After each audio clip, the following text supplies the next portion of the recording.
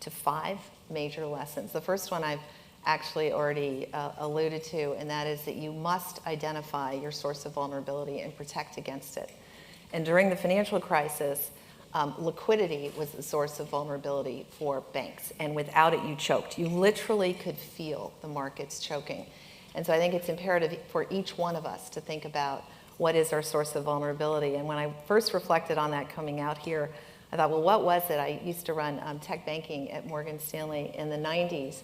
And I think in the 90s, it was not having a differentiated strategy. Companies that were using the internet thought that was a differentiated strategy when it was really nothing more than an online catalog. And so what really is your source of differentiation? What is your source of vulnerability? I think the second one that's absolutely imperative is you need to build systems, controls, risk metrics, dashboards, analytics well ahead of when you need them. And the problem in the crisis was that banks were flying over the cliff and didn't even see it coming. They were taking on risk positions and didn't have the tools to actually to assess the kind of the cumulative risk they were taking, or the position they were in, or the downside scenario. And I think that that is true for all of us. Like I view my role as CFO as building a very firm foundation so that as a company we can take product and engineering risk, sitting on a firm foundation, being able to see the kinds of risks that you're taking.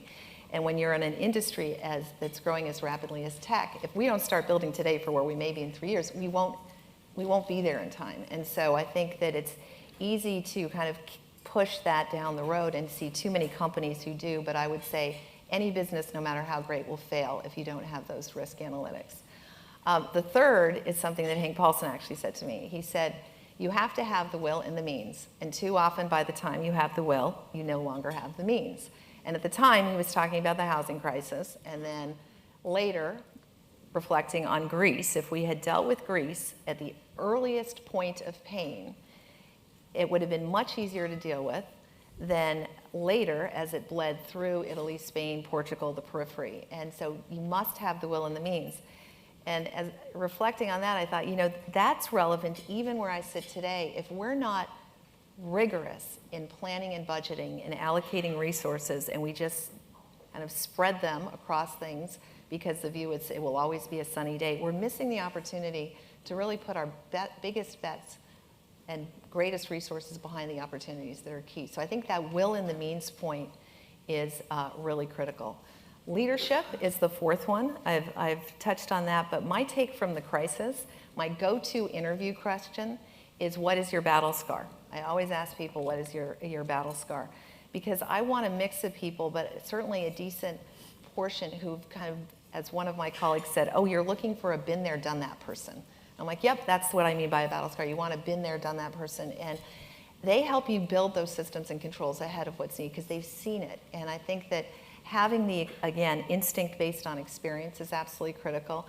And reflecting on that, I realized, actually it's not just for the control groups, the infrastructure, the firm foundation, but at Google and Alphabet, I think the founders and Eric Schmidt have been brilliant looking for coaches. And Bill Campbell is the legendary coach out here. We all turn to him. The ability to bring that seasoned experience and be able to have a great sounding board, I think, is really important. And then probably the most important is culture. And what I said to the Federal Reserve when I was at Morgan Stanley constantly, no rules or regulations can govern behavior the way culture can. So making sure that you set the right tone from the top and that everyone knows what's expected, that you elevate everyone's voice so that you can identify problems early and that there's a collective shared responsibility. So I do think, I was surprised as I reflected that in fact, lessons from those dark days put a really big spotlight on what is important, but it is important in any industry, I think, in good markets and in bad.